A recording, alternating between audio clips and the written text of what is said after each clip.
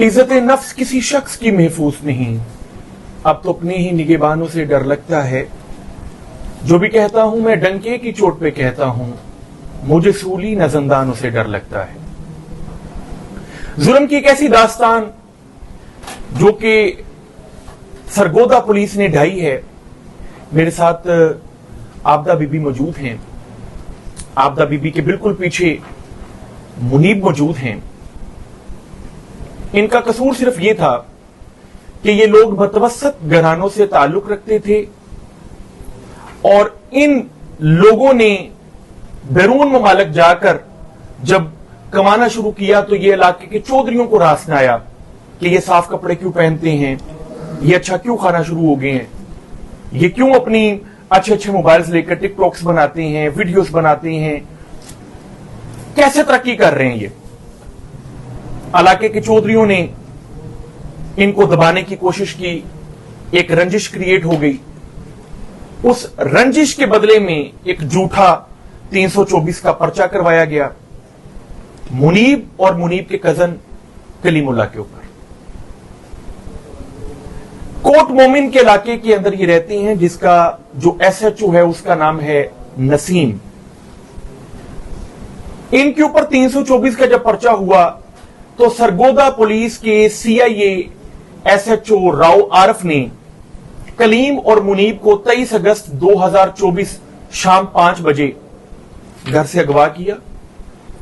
अगवा करके मखालफिन जो कि इलाके के सरदार हैं, नंबरदार हैं, बासर अफराद हैं, उनके हवाले किया। उन्होंने मार पीट के तशद्दुद करके कलीमुल्लाह को कत्ल कर दिया। कत्ल करके सरगोदा CIA पुलिस के हवाले किया, जिन्होंने फेक इनकाउंटर बनाकर कि जी कलीमुल्लाह को उसके ही साथी ने गोली मार के मार दिया है, फेक इनकाउंटर बनाकर कत्ल का एक मुकदमा बनाया। और मुनीब जो कि सरगोदा CIA के हवाले था, जो कि सरगोदा CIA की कस्टडी में था, सिर्फ इस शर्त पर मुनीब को उसके घर वालों के हवाले किया गया कि अगर डेड बॉडी चाहिए, अगर आपको मुनीब चाहिए तो आप कोई भी पुलिस के खिलाफ कार्रवाई नहीं करेंगे। मेरे दोस्तों, जुल्म की एक ऐसी दास्तान है जो कि हम रोजाना की बुनियाद पर देखते हैं। कभी एहसन शाह कत्ल, कभी कोई इनकाउंटर, यहां पर थाना फिरोजवाला के इनकाउंटर्स, थाना शाहदरा के इनकाउंटर्स, आए रोज हम देखते हैं कि पुलिस इनकाउंटर के अंदर बंदा मारा जाता है और कह दिया जाता है कि साथियों की फायरिंग से बंदा मारा गया। अदालतों को भी मालूम है कि बंदे किस तरह मरते हैं, हुक्मरानों को भी मालूम है बंदे किस तरह मरते हैं, पुलिस को भी मालूम है, आप सबको भी मालूम है, हमें भी मालूम है कि बंदे किस तरह पुलिस कस्टडी में मारे जाते हैं। सवाल यह उठता है कि अगर किसी ने कोई जुर्म किया है तो उसके जुर्म को साबित किया जाए, साबित करके उसको फांसी दी जाए, उसको कैपिटल पनिशमेंट दी जाए, उसको लाइफ इंप्रिजनमेंट दी जाए। लेकिन उसका इनकाउंटर कर देना, उसको हवाले करके उसको कत्ल करवाना, फेक इनकाउंटर बनाना, उसके घर वालों को जलील करना, झूठे पर्चे डालने की धमकी देना, गिरफ्तारियों की धमकी देना, रेडें करवाना, यह कहीं इंसाफ नहीं है।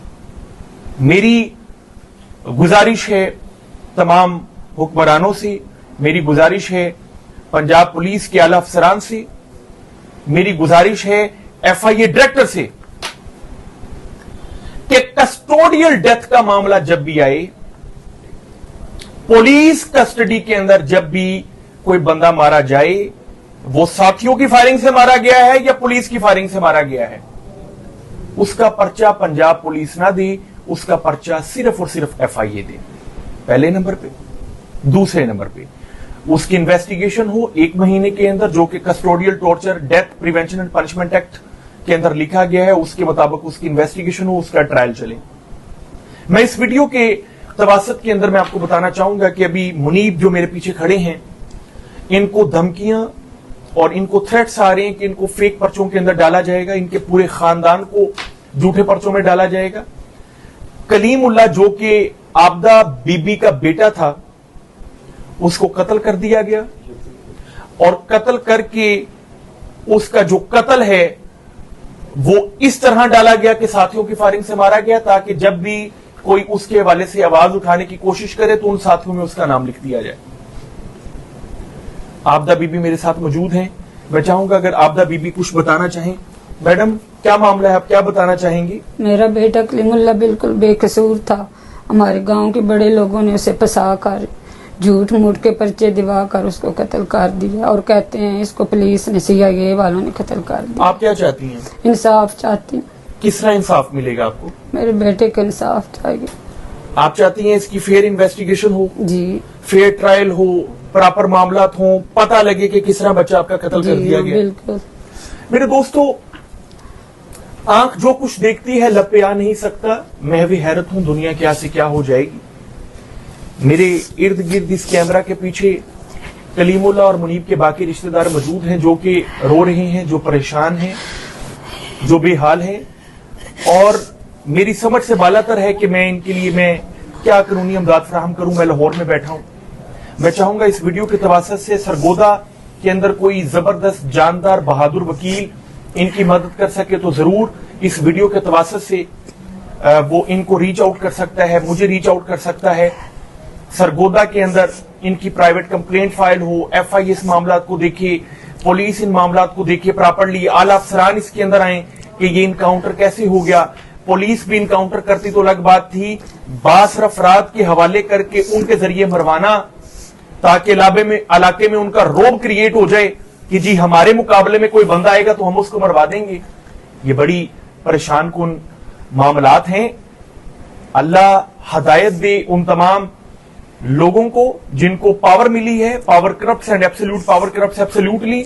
लेकिन याद रखिए, अल्लाह ने अगर आपको पावर दी है तो आप इसके जवाबदेह भी होंगे। मेरे सुनने में ये आया है कि इलाके के MNAs और MPAs भी इस पूरे मामले के अंदर इन्वॉल्व थे। जब इनकाउंटर हो चुका था तो उसको किस तरह दबाना था। ये सरगोदा के MPAs और MNAs पर भी एक सवाल खड़ा हो जाता है कि वो अपने इलाके के अंदर क्या कर रहे हैं। जज़ाकुमुल्लाह खैरन कसीरा। आप सब दोस्त चाहते हैं अगर इन दोस्तों के दुख दर्द में शरीक होना तो इस वीडियो को शेयर कीजिए उन लोगों के साथ जो इनकी मदद कर सकते हैं। अल्लाह हाफिज।